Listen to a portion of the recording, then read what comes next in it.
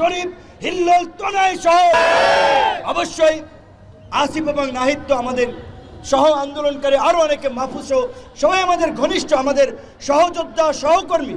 একসাথে এনআরসিসি এর বিরুদ্ধে আন্দোলন করে সাইফুল সহ যারা চিহ্নিত হয়েছে তাদেরকে যদি প্রশাসন গ্রেপ্তার না করে, যেই হাত দিয়ে ফারুকের গায়ে আঘাত করেছে ওই হাত আপনারা ভেঙে দিবেন। অন্য যদি জেলে যে আর কিছু হচ্ছে মৌসুমী নেতা, শুধুমাত্র 10-12 দিনের মিডিয়া কভারেজে এখন বিশাল নেতা হয়ে গেছে। হাসিনার পতন ব্যতীত আমাদের মুক্তি নাই, প্রত্যেককে জেলে যেতে হবে। তখন বলে ভাই আমরা তো এক দফার জন্য আন্দোলন করি নাই, এটা কি উচিত হবে?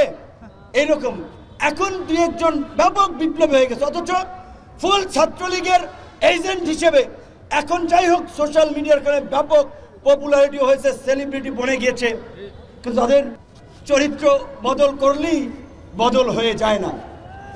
তো গতকালকে এই আহতদের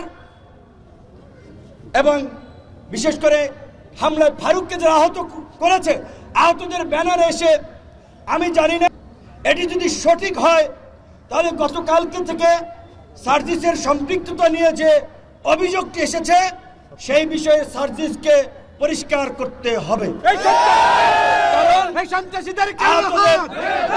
যেহেতু আহতদের চিকিৎসার জন্য ক্ষতিপূরণ দেওয়ার জন্য জুলাই ফাউন্ডেশন গঠন করেছে, সেটার তিনি দায়িত্বে আছেন, তাহলে তার সাথে এদের ওরা নাকি ক্ষমা চেয়েছে। এইভাবে সিনেমা স্টাইলে মেরে ক্ষমা চাইলে ক্ষমা হবে না, হবে না। আমরা এত হাতেম তাই না। শেখ হাসিনা 2000 হত্যাকাণ্ড ঘটিয়ে শেখ হাসিনা ক্ষমা চাইলে কি তাকে ক্ষমা করব? আওয়ামী লীগের ক্ষমা আছে? কাজী যারা আবার নতুন ফ্যাসিস্ট হয়ে উঠতে চায়, দুর্বৃত্ত হয়ে উঠতে চায়, ওদেরকে উপযুক্ত শিক্ষা দেওয়া ছাড়া কোনো ক্ষমা নাই।